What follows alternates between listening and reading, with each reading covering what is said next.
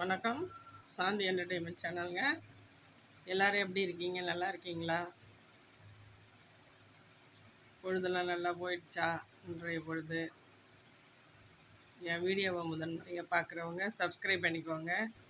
பக்கத்தில் உள்ள பெல் ஐக்கானையும் டச் பண்ணுங்கள். அப்போ தாங்க நான் போடுற வீடியோஸ் எல்லாம் 1 by 1 வரும். ஃப்ரெண்ட்ஸுக்கெல்லாம் ஷேர் பண்ணி விடுங்க.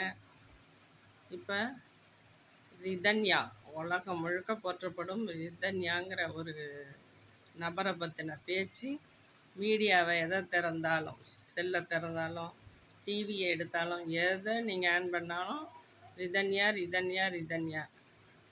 ஏங்க இவ்வளோ செல்லமாக அந்த பொண்ணை வளர்த்து ஒரு குரங்கு கையில் கொண்டு கொடுத்து அந்த குரங்கு சுக்கு நூறாக மாலையை கிழிச்சு தூள் தூளாக சின்ன பின்னமாக்கிடுச்சுங்க.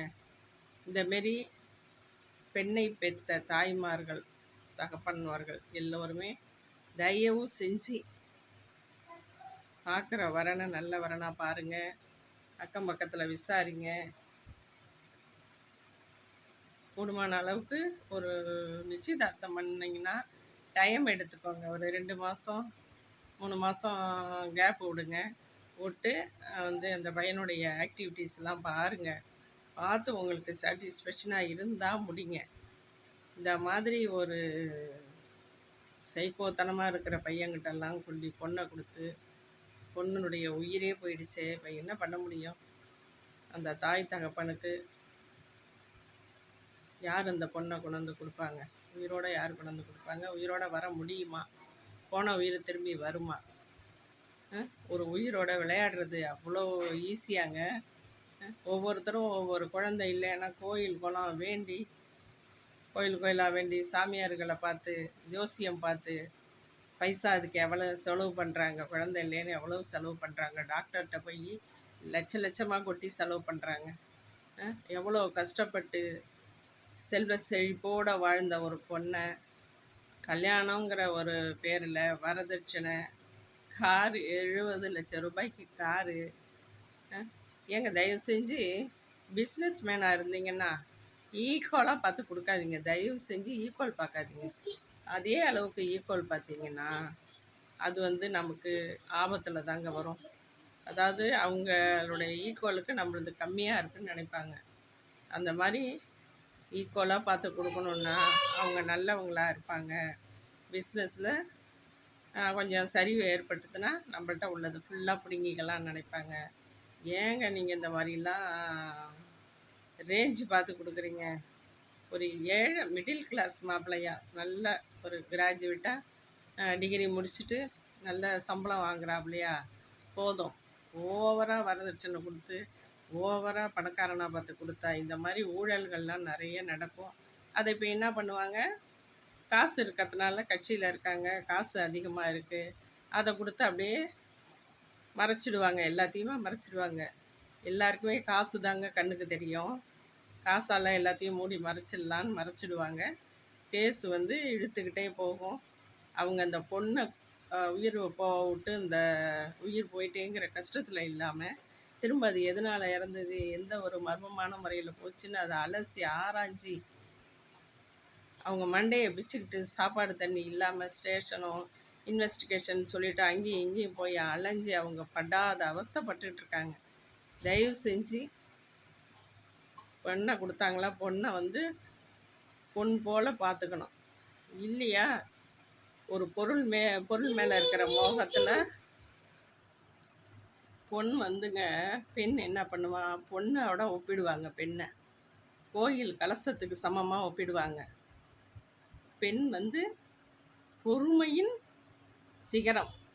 இப்படியெல்லாம் இருக்கிற நாட்டில் பொண்ணை கொடுங்கன்னு சொல்லி படியேறி கேட்டு கல்யாணம் பண்ணிட்டு போயிட்டு இதை கொடுங்க அதை கொடுங்க, இது பத்தலை அது பத்தலை, அந்த பொண்ணை போட்டு ரானா களப்படுத்தி சொல்லவே வாய் பூசுது. அந்த மாதிரி கேவலமாலாம் பண்ணி அந்த உயிரை தற்கொலை முடிவை ஏற்படுத்துகிற அளவுக்கு அதை தூண்டி விட்டு அதை நாலா பக்கம் டார்ச்சர் கொடுத்து இப்படி சொன்னால் அப்படி போயிடும், அப்படி சொன்னால் இப்படி வந்துடும், இப்படி போனால் அப்படி உங்கள் அப்பாவுக்கு மானக்கேடாக போய்டும்னு பயமுறுத்தி அந்த உயிர் பயத்தை ஏற்படுத்தி நீ வந்து உன்னை வந்து மாட்டி விட்டுருவேன், நான் தற்கொலை பண்ணிப்பேன்னு மிரட்டி, யாரும் பண்ணிக்க வேண்டாம், எங்கள் அப்பாவுக்கு நல்ல காலம் இருக்கணும்னு சொல்லி அந்த பொண்ணு தப்பான முடிவு எடுத்து ஆக மொத்தம் உயிர் போயிடுச்சு.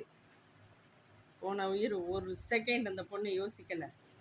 நம்ம அப்பா நம்ம இறந்துட்டோன்னா நிம்மதியாக இருப்பாங்களா, நம்ம அப்பா நம்ம இல்லைன்னா காலம் முழுக்க அவங்க இருக்கிற வாழ்நாள் முழுக்க நினச்சி நினச்சி நினச்சி அழுவாங்களே, நமக்காக தானே இவ்வளோ கஷ்டப்பட்டாங்க அப்படின்னு அந்த பொண்ணு கொஞ்சம் கூட யோசிக்காமல் தற்கொலை முடிவை எடுத்து அந்த தாய் தகப்பனை தடுமாற விட்டுடுச்சு. தயவு செஞ்சு உலகத்தில் உள்ள அத்தனை தாய்மார்களுக்கும் வேண்டி விரும்பி கேட்டுக்கொள்கிறேன், தயவு செஞ்சு சீக்கிரமாக 20 வயசுக்கு தாழையோ 25 வயசுக்கு மேலே முடிங்க. 20 வயசுக்கு தாழ உள்ள பொண்ணெல்லாம் கல்யாணமே முடிக்காதீங்க. படிக்க வைங்க, தன்னம்பிக்கையை ஊட்டுங்க, தைரியமாக இருக்க தைரியத்தை சொல்லிக் கொடுங்க. பெண் பிள்ளை வெளில போகக்கூடாது, பொம்பளை பிள்ளை நடமாடக்கூடாதுன்னா இந்த காலத்தில் அப்படியெல்லாம் இல்லை. இல்லாத இருக்கிறப்பவே இப்படி ஒரு கொடைத்தனமான ரிதன்யா இருந்திருக்காங்க. 1000ல் 10 பேர் இருக்க தான் செய்கிறாங்க ரிதன்யா மாதிரி உள்ள பெண்கள். அப்பா அம்மாவுக்கு அடக்கமாக இருக்காங்க. ஆனால் தைரியமாக உள்ள பொண்ணுங்களுக்கெல்லாம் நான் சொல்லலை. தைரியம் இல்லாத ஒரு பெண்ணாக இருந்ததுன்னா தைரியத்தை வரவழைச்சிக்கோங்க. தயவு செஞ்சு கல்யாணங்கிற வலையில் சீக்கிரத்தில் போய் தள்ளி விடாதீங்க, தாய் தகப்பனும் தள்ளி விட்டுறாதீங்க. ஏன்னா கல்யாணம் ஆயிடுச்சுன்னா உடனே குழந்தை இருந்துச்சுன்னா அதை வளர்க்கணும், அடுத்தது அதை ஸ்கூல் அனுப்பணும். அந்த பெண்ணினுடைய லைஃபு கொஞ்சம் கூட என்ஜாய்மெண்ட் இல்லாத போயிடும். அதனால் ஒரு 25 வயசுக்கு கல்யாணம் பண்ணுங்கள். பண்ண வேண்டாம்னு சொல்ல, 25 வயசுக்கு பண்ணுங்கள். அதுவும் சுதந்திரமாக கொஞ்சம் தாய் தந்தையர் வீட்டில் சுதந்திரமாக இருக்கட்டும், தன்னம்பிக்கையோடு வளங்க. முதல்ல அதுக்கு வந்து கைக்கு வந்து நம்பிக்கையாக ஒரு ஊன்றுகோலாக இருக்கிற மாதிரி டிகிரியை முடித்து ஒரு வேலை வாங்கி கொடுத்துருங்க. வேலை வாங்கி 2-3 வருஷம் அது வேலை பார்த்துட்ருக்கட்டும், கையில் கொஞ்சம் காசும் இருக்கட்டும். அதுக்கப்புறம் கல்யாணம் பண்ணுங்கள். அதுக்கு தன்னம்பிக்கையை வரவழைங்க. எப்படி இருக்கணும், அதுக்காக அடங்காத இருக்கணும்னுலாம் சொல்ல வரல. அடக்கமாக புருஷனுக்கு சமமாக நடந்துக்கிட்டு இருந்தால் போகிறோம் இந்த காலத்தில். ஏன்னா ஆம்பளைக்கு பொம்பளை நிகர் இல்லாத சம்பாதிக்கிறாங்க, தன்னம்பிக்கையோடு இருக்காங்க. அதனால் யாரும் அடிபணிஞ்சோ பயந்தோ இல்லை அடிமையாவோ வாழணும்னு அவசியம் கிடையாதுங்க. அதனால் தன்னம்பிக்கை இருந்தால் போதும். அதாவது மதிக்க தெரியணும். மதித்து தான் பெண்கள்லாம் நடந்துக்கிறாங்க. இருந்தாலும்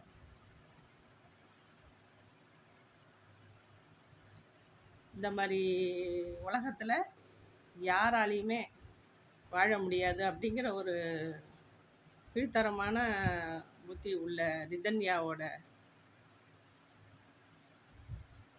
கல்யாணம் பண்ணின குடும்பத்துக்கு நல்ல தண்டனை கிடைக்கணும். அந்த பொண்ணோட வாழ்க்கையை சூறையாடின அந்த போகிற விபத்துன்னு தான் இதை சொல்லணும். போகிற தாண்டவம் ஆடின அரக்கனை தகுந்த தண்டனை வந்து வாங்கி கொடுங்க. ஆனால் போராடுறது தாய் தகப்பனுக்கு ரொம்ப ரொம்ப ரொம்ப கஷ்டம்.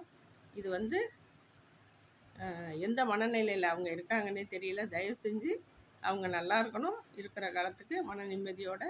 ஆனால் வந்து இதுக்கு வந்து வழக்கறிஞர்லாம் நல்ல தீர்ப்பு வழங்கணும்.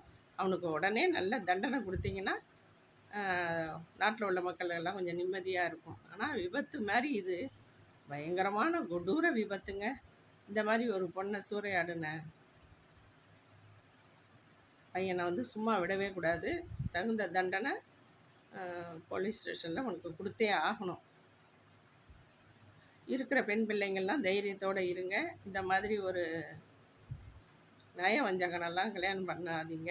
நல்ல புருஷனாக பார்த்து கல்யாணம் பண்ணிவிட்டு சந்தோஷமாக வாழுங்க. தன்னம்பிக்கையோடுங்க. யாரும் அடிமை இல்லைங்க. நிம்மதியாக இருங்க. அடுத்த வீடியோவில் சந்திக்கிறேன்.